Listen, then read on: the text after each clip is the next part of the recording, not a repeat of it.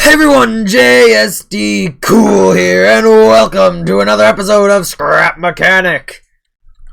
Now, I know it's been a while since the last episode, that's because I haven't had too much good stuff to show you, but I'm back and I have a pretty useful creation to show you guys. So, today I have made a shift register keypad in Scrap Mechanic for the mod pack's number logic. Now, now pretty much what this thing does is, as you type numbers, it would do what you would normally do when typing numbers, and it'll move the previous number you typed over to the next slot and have the next number. Now, this was a very complex thing for me to make, and so it went through a whole bunch of iterations here, as you can see. So there's version 1, 2, 3, and 4. Now, version 1 was more or less a concept where I laid it all down on a slab of concrete to make sure it all worked and figure out any problems I had. And you can see that it does work. It actually has a number on it right now, so we can see like boom, boom, boom, boom. And yeah, it'll put it in there. It didn't have any special features or anything, but that was it. So then I took all of this and then I compacted it into a small cube here. It has a little bit of a vent on the back. It's got it has a logic output, so you can connect it up to other things. And it works the same way, except for you might be able to see right now that it's not changing digits. Something else, the 1 button isn't working. That's because there's actually a glitch with modpack number logic where if you store a value that is 1 or any multiple of 10, like directly 10, like 10, 100,000, 10,000, it will actually just reset the value to 0 and it doesn't store that value, which is actually kind of a problem. So on this one, it kind of has the same problem with the 1 key not working, so I'd have to go and inventory. I mean, I must say right now, I'm sorry if the video quality is horrible. My system is refusing to back down on writing stuff to the disk, and I'm not sure why that is. You see, if I put a tick button there to use that, you'll see all of a sudden now I can actually write 1s. I would do the same thing here, but I'd have to figure out which logic gate is actually 10 and which logic gate does 1, which is a little bit confusing. But so then I took that and I fixed those problems with version 3, which has a little bit more logic, which is mainly just logic gates to count up to the number instead of having to store that. And you can see that I can type 1s and it works correctly. We also have the clear button, which I didn't mention before, which is for that button, but it does clear stuff.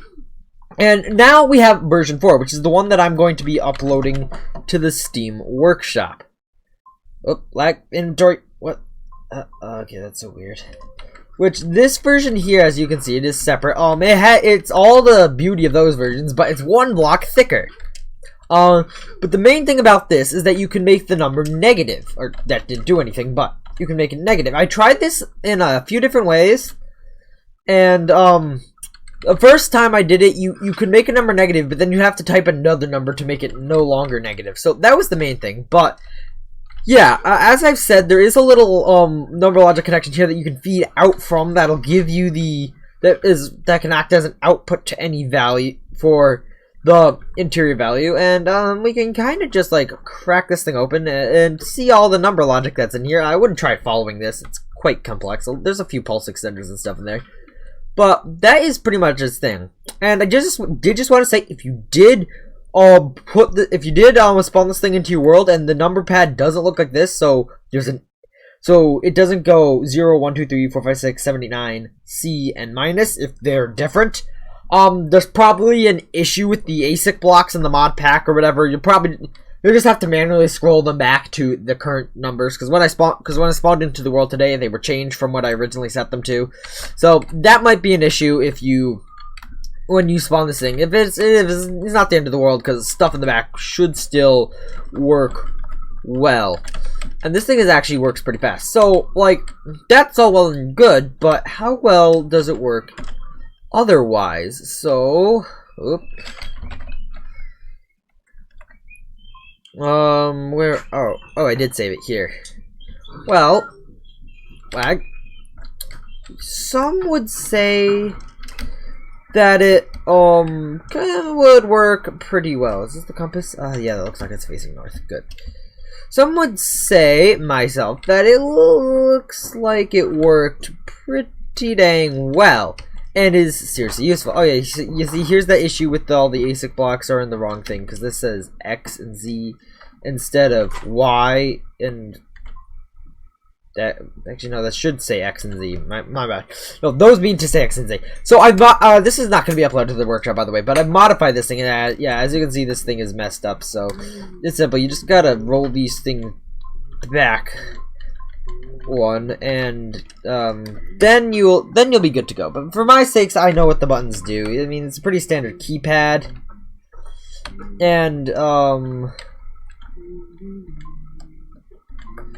yeah, actually I think it's only vertical ones. And then yeah, so I've shown this thing off before. This is a modified version. You can just easily modify this yourself. So let's say we want this thing to go to 20x and 600Z. Now you can see that it's actually written the numbers into here correctly as I push that button, and the clearing of that does nothing. So I can launch this thing off, and it will in fact go to those exact coordinates. And that's just one example.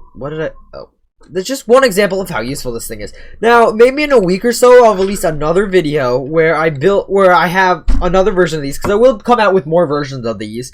I will release a version of this probably that has an input in the back for a creation to actually manually clear the this machine, because there is actually a thing where that I have scenarios I can think of that would be really useful to have this thing be able to be cleared by, say, a mechanism that you're typing numbers into,